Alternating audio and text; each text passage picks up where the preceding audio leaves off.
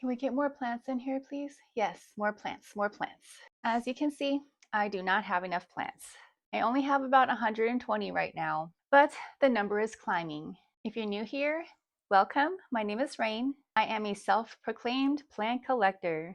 I only collect plants that I absolutely love, and I do my best to find the lowest priced plants that I can find. Only because I am a newer plant parent and I am still learning how to take care of all of the plants, I've had a couple of more expensive plants that have died on me, and it really doesn't make sense to me to spend lots and lots of money on a plant when there really is so much to choose from at lower prices. And don't get me wrong, if I could afford it and I knew what I was doing, I would definitely buy more expensive and more rare plants. I definitely have lots of those plants on my wish list. But for now, I'm taking it slow, and I'm having a lot of fun finding plants either online or from my neighbors. I live in Las Vegas, and it is a pretty large city, and there are lots of cool plant people out here who are selling their cuttings. So the next few plants that I'm going to show you are mostly from my neighbors that I got from Facebook Marketplace. And just recently, within the past couple of weeks, I've noticed an explosion of listings from people who are selling very uncommon plants, very interesting plants. So I am having lots of fun right now. Shall we start with the haul? So my very first plant, there it is. So my first plant of this haul is a Hoya, my favorite genus of all the plants, and this is the Hoya finlaysonii. And it was a cutting that I got from Facebook Marketplace from one of my favorite sellers, and you will not believe what I got this for. $3. I drove pretty far. I think I drove about 40 minutes in total to get this plant, but it was totally worth it. I got a beautiful plant and a really nice sunset drive. The last leaf here is extremely long, and as you can see, it is very heavy, and the plant does not want to stay in the cup. So I am going to pot this up in some pon, and I'm actually going to do that right now. And once I'm done with that, I am going to show you a super close-up. I always like to do my spotlight close-ups in my plant haul videos. I will also be recording myself as I pot this into the pon, and this is going to go into my pon video where I explain how I make my pon, how I take care of it in pon, and why I like to use pon. If you want to see that video in the future, go ahead and subscribe to my channel so that it will pop up in your feed. The Hoya finlaysonii has thick, leathery leaves with crisscross patterns that almost look like they are hand-drawn. The newest leaf has a glossy, shiny texture, while the older leaves are matte. This species has different origins, but I don't know where mine comes from. I've heard that this species of Hoya grows fast and is drought tolerant. This one has the woody stem like a tree branch. I love these. I'm looking forward to seeing the flowers bloom on this plant since they grow in tight globular clusters. The flowers would be white or pinkish and have a red center, and they would have a cinnamon scent that would last just 3 to 4 days. The next plant that I picked up from a neighbor, I also drove very far for this. I think she was about 30 minutes away, so that's like an hour of driving. But look at how precious. Oh my gosh. So this is an Alocasia mac alba. I'm not even going to try to pronounce the full name of it. Macro something. I'm going to put it on the screen for you, just like I did with the Hoya. If you noticed, I like to put the scientific name, the common name if there is one, and the family name of each of my new plants. Sometimes the plants that I get are not labeled or they are mislabeled, and I do my best to do research to make sure I have the correct name.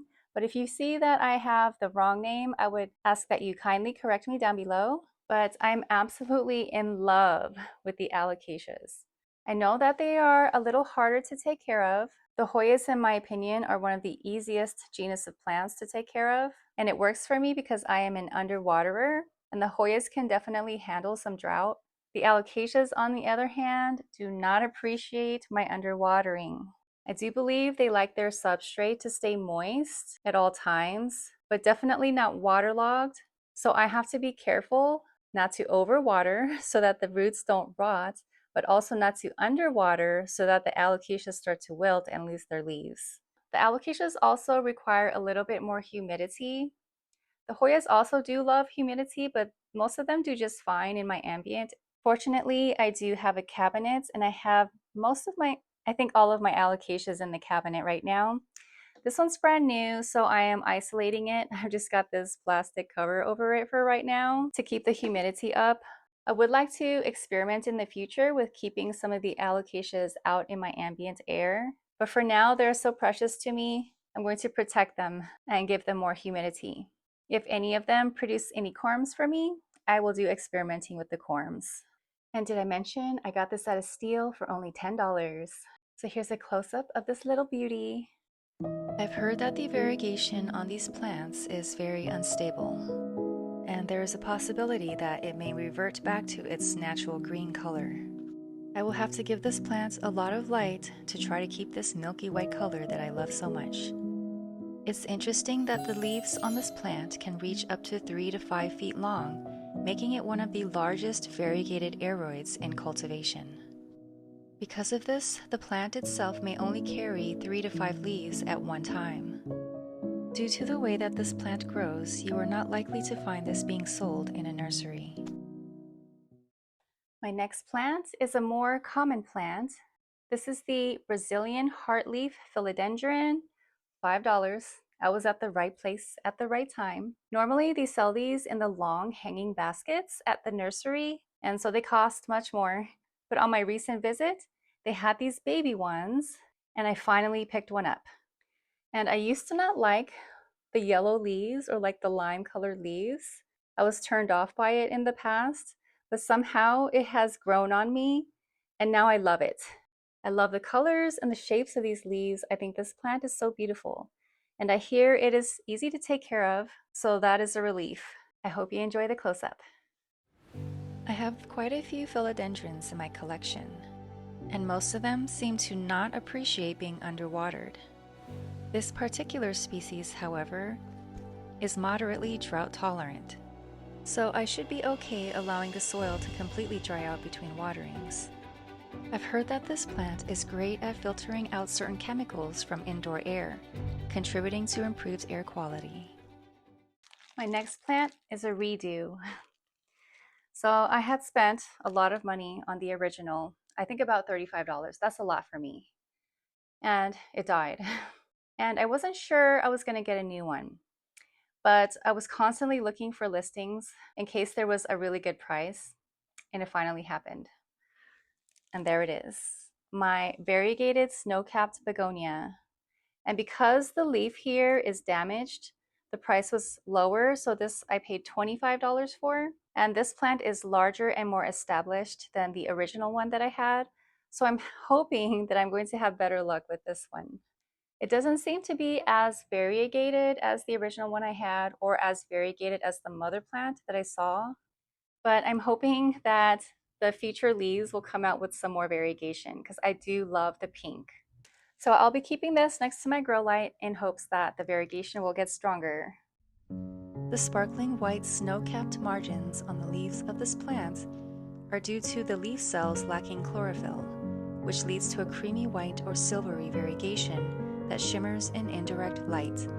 This is a rare trait among begonias. This is a cane type of begonia, meaning that it grows upright, but it can be pinched or pruned to create a bushier, more compact plant. I've heard that this species of begonia can struggle if it is not in humidity over 60%. Therefore, I have decided to grow this in my cabinet. Wish me luck on this one. My next plant I got on the same trip that I got my begonia on, because both of the sellers were also extremely far. They were kind of on the same side of town as each other, and this next plant was on my wish list, and it is absolutely adorable. And here is a better look. This is my Alocasia jacklyn. I love the shape of these leaves. It is so cute. And the stems are interesting too. They have like, I don't know, kind of a stripy look. It's almost pink or white. Yeah, it's kind of pinkish actually with the brown spots. And I've heard that this is a spider mite magnet, so that's something I'm gonna have to watch out for. I can definitely see the little hairs on the leaves, and it's very textured. So I can see why spider mites would like to live on this plant. There's the back of it. But I'm so in love with this thing. And even if I only get to enjoy it for a short time, I will be so happy that I had this in my life at one point. And I am also keeping this in a closed container. I don't have any space in my cabinet anymore. And this is staying right over here. This may not be enough light for it, so I might have to do some rearranging back there. But I hope you enjoyed the spotlight close-up. I've heard good news about this plant. I've heard that this species of Alocasia is less fussy than many of the other more rare Alocasias. As long as the conditions stay steady, it will remain evergreen, and it can tolerate average indoor humidity, and it rarely goes dormant. The dramatic leaf shapes become even more pronounced as the plant matures. The incisions become deeper, and the profiles become more antler-like, like deer antlers.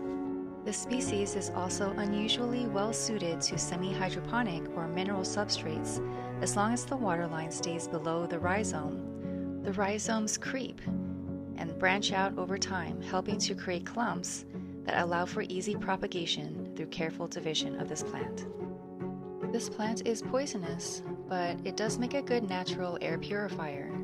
So it is a functional houseplant, but take care if you have pets or children in the house. I hope you have enjoyed my mini plant haul. Please have a great day and enjoy your plants.